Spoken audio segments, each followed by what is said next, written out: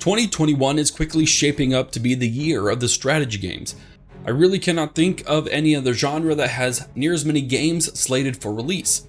In a previous video, I covered several city building strategy games due to come out this year, and in today's video, I'll take a look at even more strategy games, this time in the realm of RTS, 4X, and turn-based strategy.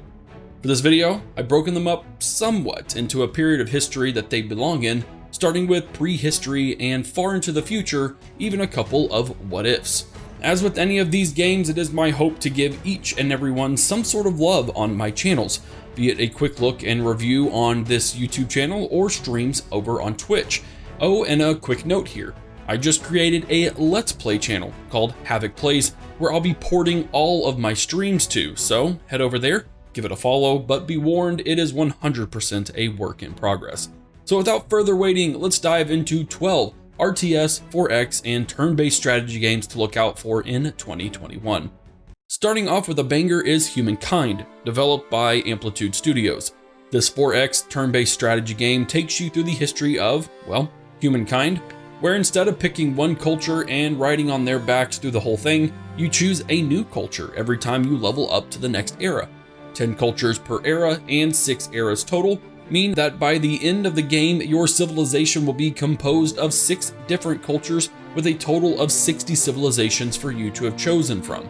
While most people will immediately compare this game to Civilization, it definitely plays more like Endless Legends, with some deeper mechanics and a unique battle system really setting the game apart from Civ. Having taken part in every open dev scenario with HUMANKIND and in close contact with the Amplitude team, HUMANKIND has evolved steadily throughout production, although it still does have some ways to go. That being said, it's easily in my top 5 most anticipated games for the year, and I plan on spending a lot of time playing around with it. HUMANKIND is set for an April 22nd release date, and you can pre-order this game already on my Nexus GG game store. Next up, we have Stronghold Warlords, developed and published by Firefly Studios. Returning to the classic real-time strategy castle building sim, Stronghold Warlords takes place over a wide range of time in the Far East, from the 3rd century BC China to the rise of the Tokugawa shogunate and even the Mongol Empire. In Stronghold Warlords, you'll need to balance your military, population, food, and other resources to build up your own castle while taking personal command of your troops to take down your enemies. A wide range of units, from simple jungle spearmen to imperial crossbowmen, samurai clansmen to Mongol ponies, even gunpowder units like the mortar or rockets will be at your disposal across single-player campaigns and multiplayer. The biggest change in the series comes in the form of warlords, AI factions that owe their allegiance to whoever conquers them. Each warlord is unique, providing different resources, troops, and weapons to fuel your war machine. Using influence points, you can upgrade your warlords to provide you with more resources or give them better defenses and abilities. But be warned, the enemy can take these warlords from you should they conquer them, meaning you will need to provide your warlords with some extra help to defend against anyone who seeks to steal them from you. Like HUMANKIND, I've been watching development and have taken part in every build of the demo that has been sent to me. Firefly Studios has taken community feedback seriously and developed a very solid looking game that I'm eager to get my hands on. Unfortunately, as of January 11th, the release date has been pushed back to March 9th due to some serious multiplayer issues. While it's quite a bummer, I'm always going to support pushing a game back to make it more polished. It just means you'll need to wait a bit longer before you see me cover it. Knights of Honor 2 Sovereign is our next medieval-ish era strategy game. Developed by Black Sea Games and published by THQ Nordic, we've been anxiously awaiting this one since August of 2019 with the announcement trailer, or if you're a fan of the first one, potentially up to 15 years. This RTS grand strategy simulation game has you take over a country as its king to lead it to glory, be it through conquest, trade, intrigue, religion, etc., etc. You'll need to effectively manage various aspects of your kingdom, such as appointing the appropriate figures to your royal court with marshals, clerics, merchants, diplomats, and spies, or balancing building chains based in cities on local resources, even managing your population to build and replenish your armies. What strikes the strategy game community most is that both the campaign map and your battles are fought in real time, with battles fighting not unlike Total War, at least from the first one. Having played the first Knights of Honor, it still holds up extremely well considering it came out in 2005, with an HD mod making it much more accessible to play. The first game is quite fun, with grand strategy aspects similar to Paradox and battles that, as I mentioned earlier, played a bit like Total War, which is made more interesting because the first one was published by Paradox Interactive. This could very well be close to that Paradox Total War mashup that so many in the community are wanting in a game, and it looks fantastic from the single trailer and images that we've seen so far. Unfortunately, there's no official release date yet, just 2021, so we don't know exactly when we'll get our hands on this great looking strategy game. Next in the list is King's Bounty 2, developed and published by 1C Entertainment. Not a terrible lot is known about this one, and the trailer only kind of muddies up what is known. A combination of RPG and turn-based strategy, in King Bounties 2, you play as one of 3 heroes, each with their unique style of gameplay and story, where you will embark on a non-linear open-world adventure across the fantasy realms of Antara to save it from a mysterious and disastrous blight that's corrupting the land. As said hero, your choices and exploration of the realm affects how you align with the 4 ideals of strength, art, order, and anarchy, which in turn affects the NPCs of the world and the world itself, giving off some serious Fable-esque vibes. King's Bounty is a bit odd in its approach though.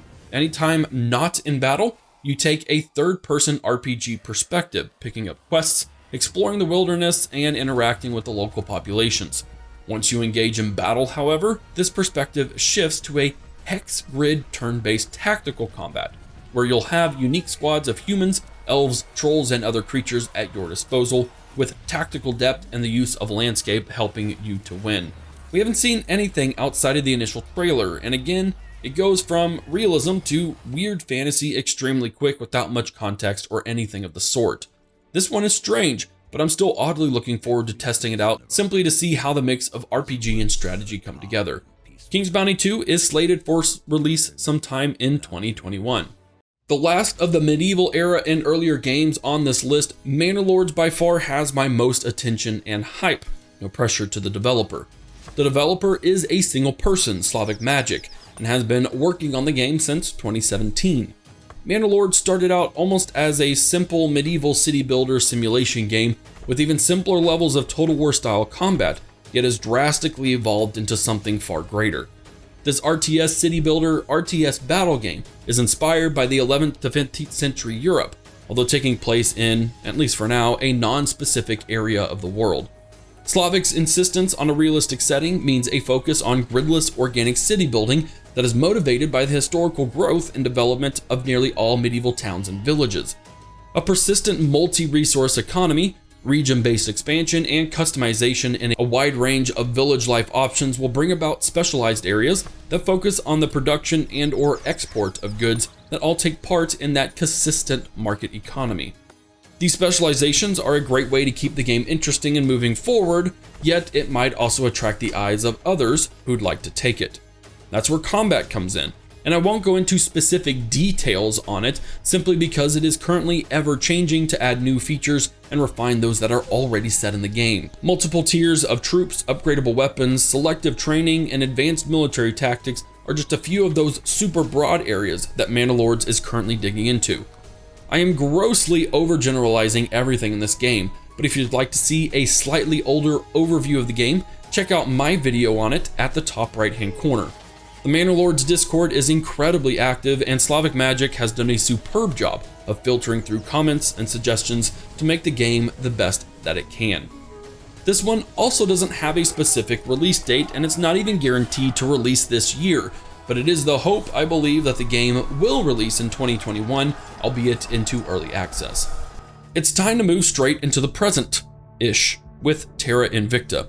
Developed by Pavonis Interactive and published by Hooded Horse, this grand strategy space sci-fi involves an alien invasion in which you, as the head of the counterforce, must try to band together the various factions of Earth in order to prepare for and fight off said invasion.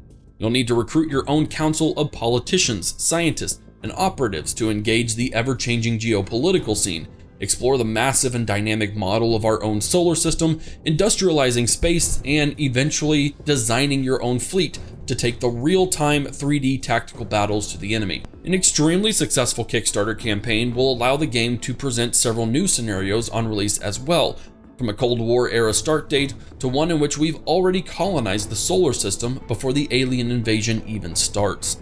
TERRA INVICTA is shaping up nicely indeed and gives off some very in-depth grand strategy vibes with its balance on economy, politics, and battles. The goal for Newtonian physics with space will mean some pretty crazy but definitely micro-heavy battles, in which will be interesting to see just how it actually plays. TERRA INVICTA is slated for a 2021 release. Diving headlong into the space genre, Stellar Warfare is our next game on the list, developed and published by a single-person developer, Tense Games.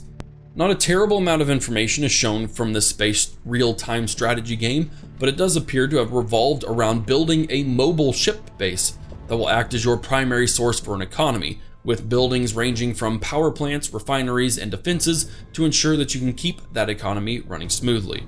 You will, however, be able to design your own ships, no doubt upgrading and personalizing their armor, weapons, and maneuver capabilities, although as mentioned, to what capacity it is unknown at the moment. That all being said, the game does look quite gorgeous, with the limited videos and screenshots showing off some pretty big space battles and showcasing a lot of different ship designs. I think there's quite a bit of potential for this one, and we'll find out for sure in just a handful of months, with Stellar Warfare releasing on June 1st of 2021. If you have yet to look into Falling Frontier, my teaser in this video will 100% not be enough to do the game justice, so I highly encourage you to dive further into the details of this game. Developed and published by yet another single-person dev, Stutterfox Studios, Falling Frontier is currently only labeled as a strategy game, but from the mechanics and hopeful features, an RTS grand strategy is more of what we are going to see. In terms of story, we don't get a lot, but there's an emphasis on beginning lineage, as that determines your starting position in our solar system and what are essentially faction traits during your sandbox campaign. It's in the details that we get to see the true scale of the game. Base building and expansion will go further than simply building things and moving to a new area. You'll need to set up a logistics system of refueling stations to expand effectively. Both civilian and military ships will need to be built by the player in order to advance your economy and conquest. Radar stations will need to be built in order to either passively detect incoming ships to the region or actively target an area across the system through line of sight at the risk of being detected itself. With respect to ship designs, as you advance your technology, you will be able to customize your ships inside and out, unlocking new chassis, shields, and weapons, or upgrading the interior to allow for more hands on deck, or potentially upgrade a ship to go deeper into space without needing to refuel. Regardless, these designs can be implemented across all of your ships or cater to very mission-specific requirements. It's all up to the player. Combat looks amazing as well, with a bit of physics involved, meaning heavier ships will take time to maneuver. Some forward thinking on fleet placements and movement tactics will take a higher priority than just having bigger guns. I'm sure there are more mechanics involved. This is just what I've gleaned from the trailers and spotlight videos. The UI and sound design in this game so far is also one of its biggest highlights for me personally.